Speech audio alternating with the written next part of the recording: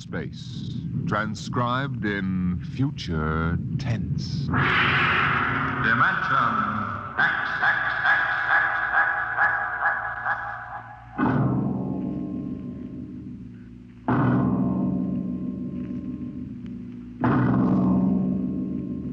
Tonight, a story of the future and a star of the future.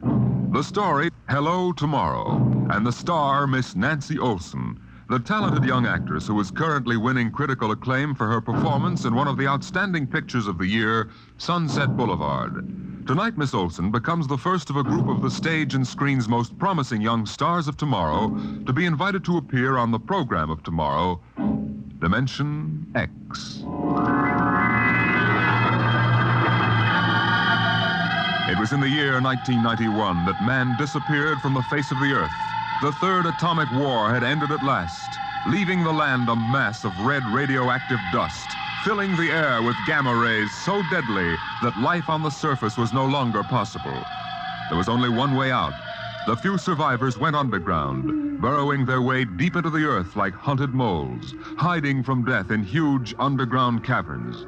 And it was there in the next 2,000 years that they built the new civilization, a civilization in which the genetic survival of the race came first, and every life and every law was shaped to serve that end. It is to this civilization, in the year of our Lord 4195 A.D., that we take you now.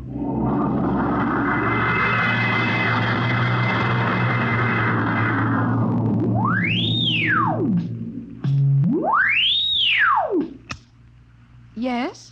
I have a call from the Director of Emotional Stability for the Third Oblong for Professor Lois Burton at the Institute of Genetics. This is Professor Burton. One moment. Go ahead, sir. Lois? Listen, darling, good news. What? The Genetic Board has approved our application for marriage. Oh, so soon? The tests found our chromosomes perfect. We can marry any time we want. Our offspring should be genetically in the 19th percentile of perfection. What's the matter, dear? Oh, nothing. I'm just sort of breathless. You are happy about it, aren't you, darling? Oh, of course, terribly happy. I'm coming right over to the lab. I have a surprise. Oh, not now, Walter. What? Well, I mean, you'll have to give me some time. Time? What's the trouble? No trouble. It's that genetic survey I've been working on. What about it? Well, I've finally gotten permission to study an actual living case, a specimen of imperfect genetic transmission. Really? Yes, they're bringing him up from the condemned cages on the lower level. You will be careful, darling. The supervisor says there's nothing to be afraid of. The specimen they're bringing is, XJ12. It's been studied before many times and is quite well trained. Well, I don't like it. Nonsense, darling. I've been waiting for this opportunity for years. Oh, there's my door signal. I'll have to hang up, darling. See you later.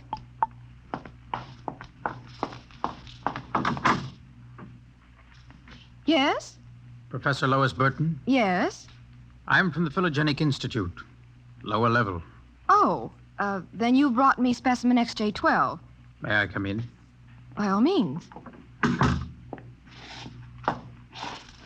Oh, how? Horrible? It all depends on your viewpoint. I happen to have a twisted leg. My parents were genetically unsound. But then you... Yes. I am specimen XJ12. I see. I hope you aren't shocked. No stable person permits feelings to enter into his work. I will admit to surprise. I was expecting something a little more, abnormal. Sorry, I try to be as abnormal as possible. If I am, the Phylogenic Institute allows me out of the genetic cages every so often, so I can breathe the pure air of the upper levels and mingle with the genetically perfect. You seem quite well educated. I spent the first years of my life here in the upper levels. How is that possible? They segregate imperfects. As a small child, my mother concealed me from the director of selective heredity. I was brought up in secret. My mother actually, dreadful word, loved me.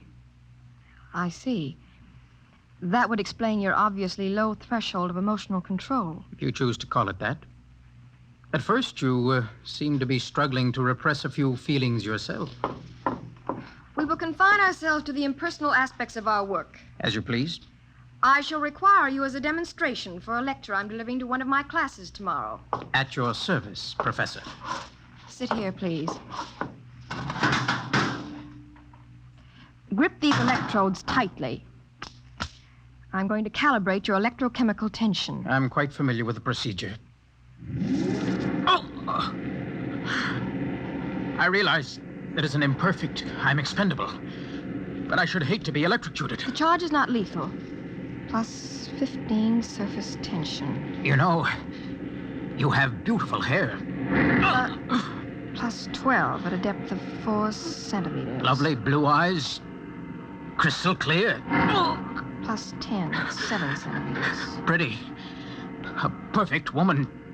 Lovely, expressive hands. And a heart of stone.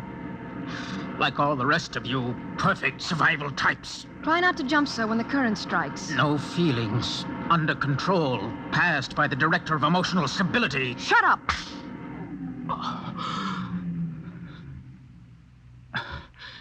Maybe I was wrong. Maybe you have feelings. That will be quite enough. I seem to sense an air of emotional tension. Nothing, dear. This is a specimen XJ12. Oh, I see. An inferior type. Quite. You, specimen. Can you understand me? Yes? Yes, what? Tell this dolt who I am, Lois. This is a director of emotional stability for the third oblong. He also happens to be my selected genetic partner. You will address him as Sir. Yes, sir. This creature seems quite impertinent. He's only a specimen, darling. I suppose. We'll use him and ship him back to the cages at the Institute. He's probably radioactive. You, specimen. Mr. Director? You will confine your speech to answering only those questions addressed to you. Understand? Yes, sir. Perfectly.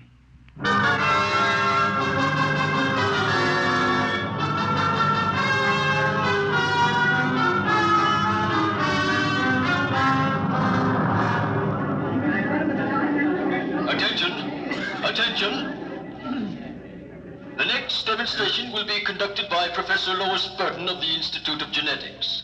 Her topic, the probability of radioactive damage in the chromosome heredity of imperfect non-survival types. Professor Burton. We are very fortunate today in having obtained a specimen of an imperfect genetic type through the good graces of the Phylogenic Institute. Moreover, this specimen has been trained to tell in his own words about the factors in his upbringing. Specimen XJ12. Thank you. My mother was a psychotechnician in the fifth oblong. My father was a historian specializing in the records of pre-atomic surface culture. In the earthquake of 2170, apparently some hard radiation filtered down through the tunnels and penetrated the fifth oblong. The effect on my hereditary factors is quite apparent in this twisted leg. I appreciate that you do not laugh. Most audiences seem compelled to laugh. Perhaps you are different. If so, perhaps you can be made to understand somehow what it means to be labeled an imperfect. Perhaps in some way I can penetrate the insulation with which the psychotechnicians, the drugs, and the glandular experts have surrounded your emotions. Wait. As director of emotional stability for this oblong, I order you to confine yourself to the subject. My father taught me in the last days before he was executed that every human personality is born with certain inalienable natural rights. The right of free expression, the right to have feelings, and the right to mature, and above all, the right to be different from every other living organism, because every organism is different. I submit to you, distinguished students, that the attempt by this society to abridge these rights is a violation of nature. I say that the imperfects, the mutants, those who are different have as much right to exist and be free as you. I say break open the cages, free my people. Stop him. Give us back the right to be individuals. Stop him. I say... Professor Burton, take this specimen back to your laboratory and confine him. Yes, Mr. Director. You, specimen, go quietly, I warn you. I have nothing but contempt for your warnings. I'll have you destroyed for this. The specimen is unstable. He doesn't know what he's saying. Then get him out of here, quickly. He's an affront to our genetic type.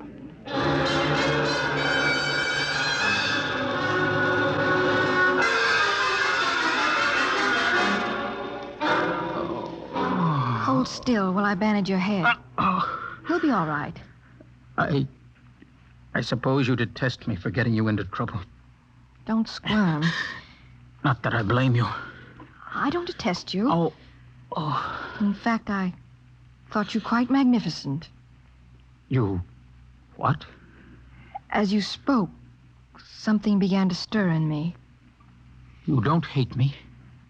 I've never felt so strange. Tell me what you feel. If I moved you, then I must have moved the others, some of them at least. I don't know quite how to explain it. A strange sympathy. Compassion. For some reason, I took pride in what you were doing. Seeing you stand up against them. Why do you look at me like that? Because I can't help it. I wish you wouldn't. You're only an imperfect, you know. You have no rights. Please, XJ12. My name is Oren. Please. Say it. Oren. Oren? Again. Oren. Lois. Oren. Lois, Lois, Lois. What is it? Why do I feel this way? In the cages, they call it love. Love? We have no such concept in the upper levels. You've destroyed it. Would it be correct to say, I feel love for you? It would be correct. I feel love for you. Darling, darling. Lois, what about Walter? You're going to marry him. No. You're genetically suited to each other. I don't care. I won't marry him. There must be some other way. But... Walter!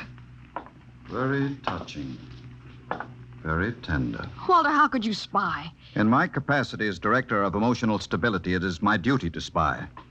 Specimen XJ12 will be disposed of quite systematically by the state. For the good of the state. For the good of the genetic code. And in the name of emotional stability.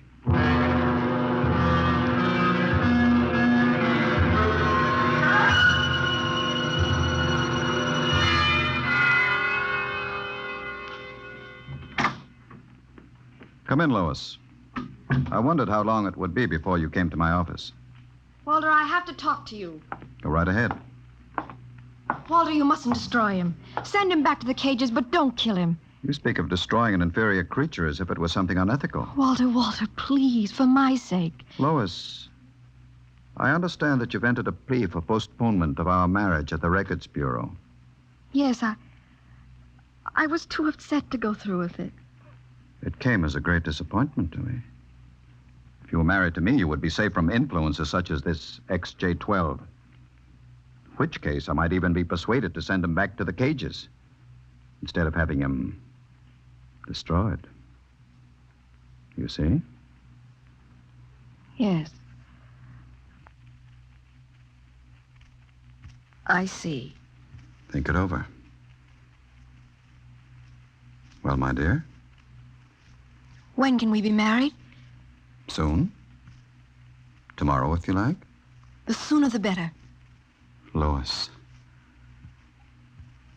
Lois, you make me very... What about XJ12? Oh, I see.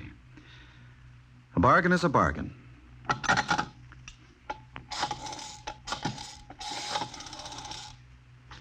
Let me talk to the custodian, please.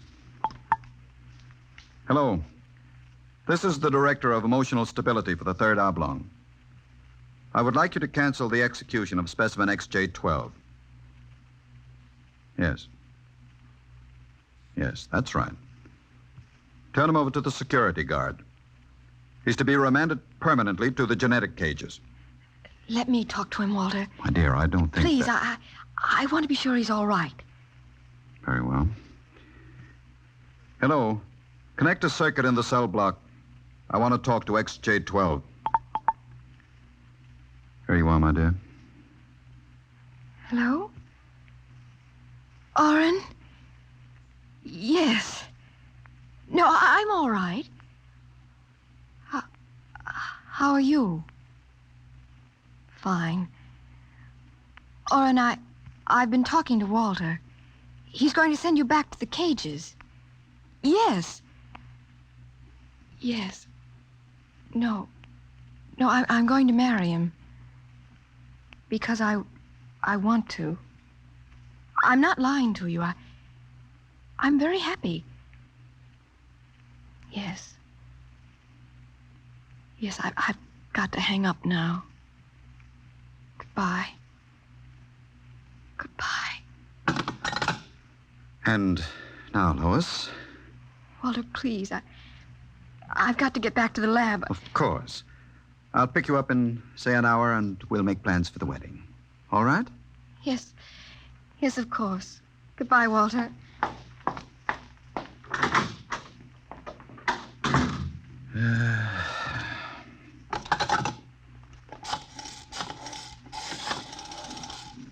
Hello. This is the director of emotional stability again. I want you to cancel that last order. Proceed with the execution, but under conditions of absolute secrecy. No. Don't use the lethal chamber. Take him to the tunnels on the upper level. That's correct. Fine.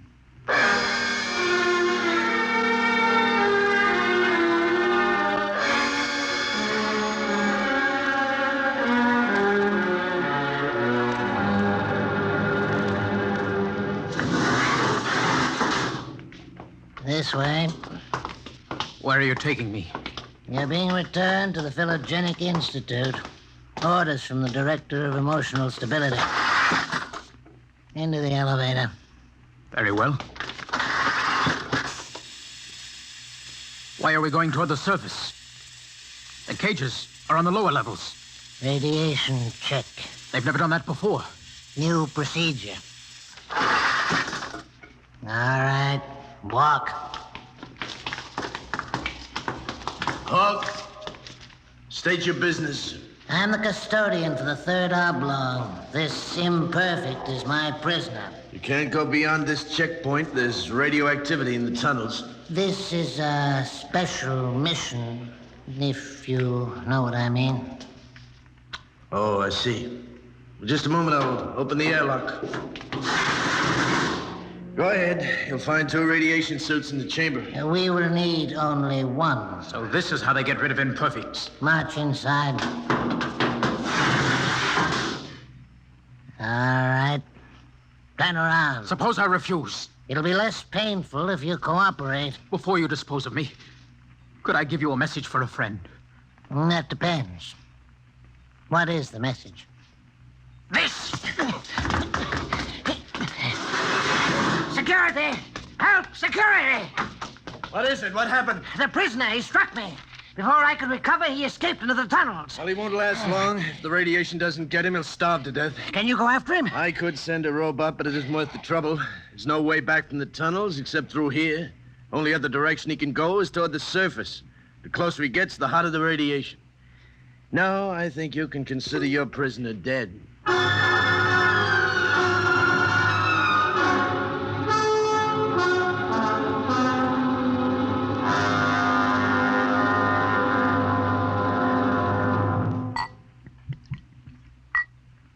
More wine, my dear? No, thank you, Walter. You look very beautiful, my dear. Very beautiful. Thank you. These hydroponic fruits are delicious, aren't they? Oh, the wedding will just be a small affair. I've arranged for a few friends, the director of endocrine control, the chief of the security guards, 1 or 2 assistants to high council members. Walter, Yes? was he returned to the cages? Now, why must you spoil this lovely dinner by bringing that up? Was he, Walter? Well, Was he? well, as a matter of fact, there was a little difficulty. Difficulty? Yes, you see, he escaped. Escaped? He struck a guard and ran off into the tunnels. The tunnels? But That's death. He's free to return anytime he chooses. When did it happen? Just a few hours ago, as a matter of fact. Walter, Now, don't become upset again, darling. you planned it, didn't you, Walter? Stability, darling. Stability. Stability. Stability. Is that all I'm to hear from you for the rest of my life? Darling. Here's what I think of stability. Well, we're not to be married. I'd be compelled to turn you over to the endocrine surgeons for doing that. Well, you can go right ahead, because we aren't going to be married.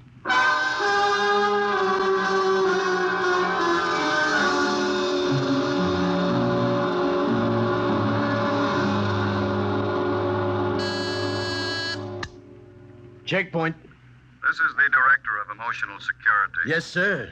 If Professor Burton tries to pass the checkpoint, I want to take it into custody. Well, Professor Burton just passed, sir. She said You that... idiot. But she said I don't that... care what she said. Stop her. Send robots after her. Get her back. I'll have you destroyed as incompetent if you fail. Yes, sir, at once, sir. Robot control. Checkpoint to robot control. Order out all televocal robots into the tunnels. Have them bring back any humans. This is a first priority order.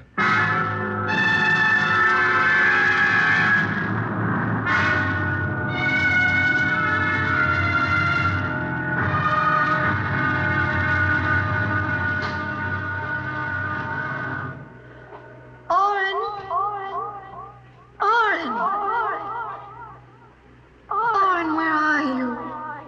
Oren. Hello?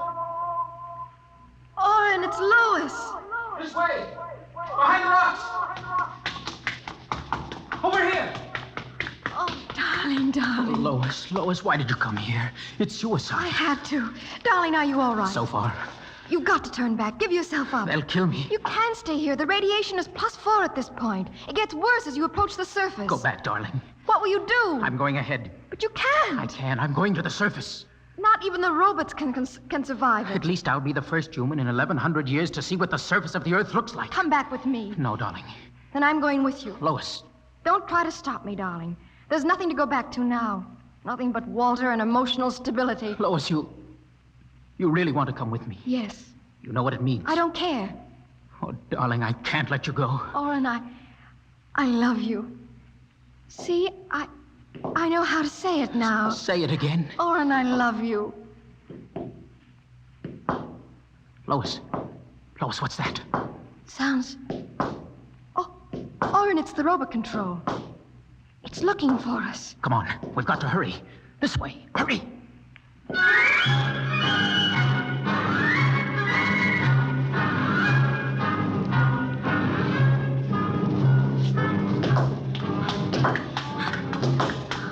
Oh, Oren, wait. It can't be much further, darling. The robot is gaining. Here, let me help you. I just can't. All right, darling. We'll stop here. We may as well wait for it. Oh, Oren, it's coming. I can see its light now. Darling, listen. It stopped. The lights are swinging around. Oren, it sees us. Come on, darling. One last effort. Come on, run. Look ahead. You can see the lights reflecting from something. It looks like a door. It is. No, it's a heavy lead door. There's a lever. Hurry. Come on through. Lois, there must be some way to close it. Here. Let me help you. It won't get through that. It's solid lead. Oren, where are we? I don't know. Look. Up there. A huge round light. Lois, Yes, Oren? that's Luna. The moon. We're on the surface. How red everything looks. How it glows. It's the radioactivity. Quiet. Peaceful. Deadly. Oh, darling. Sit here and rest a while. Put your arm around me. Oren, I'm afraid. Oren, we're going to die. Don't think about it. Just think about us alone. The first humans to stand on the surface of Earth in 2,000 years. Lois, that door must have been placed there by the last handful of survivors who went underground after the atomic wars. Those other lights, the small ones, they must be stars. Oren, I'm so tired. Go to sleep, darling. Put your head on my shoulder and sleep. Hold me, Oren. Hold me very close.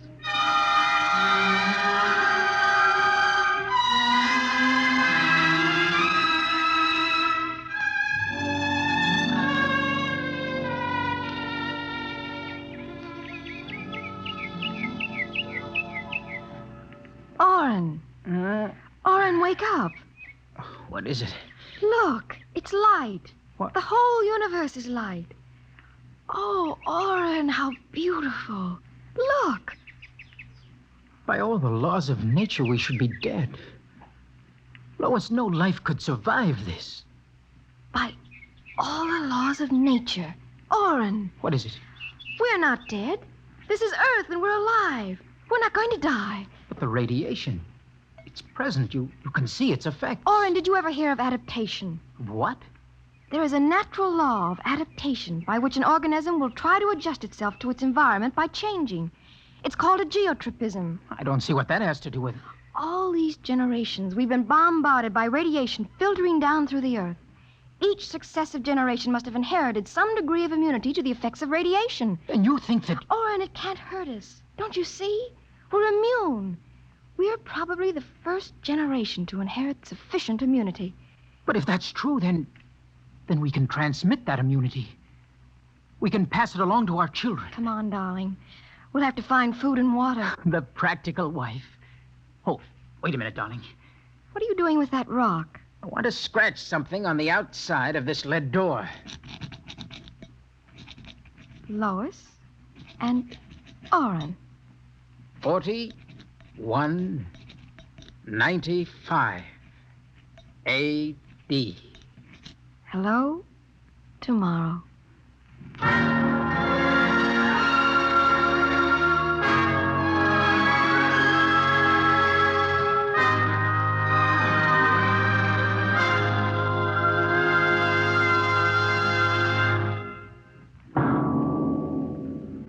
Tonight, Dimension X, the program of the future, has introduced a new star of the future, Miss Nancy Olson. Miss Olson appeared by courtesy of Paramount Pictures and may currently be seen in their production, Sunset Boulevard. Next week on Dimension X, the strange and sinister story of Dr. Grimshaw's Sanitarium. Tonight, Dimension X has transcribed Hello Tomorrow, written by George Lefferts. Appearing with Nancy Olson were Santos Ortega as Walter and Donald Buca as Oren. Your narrator was Norman Rose. Music by Albert Berman, engineer Bill Chambers. Dimension X is produced by Van Woodward and directed by Edward King.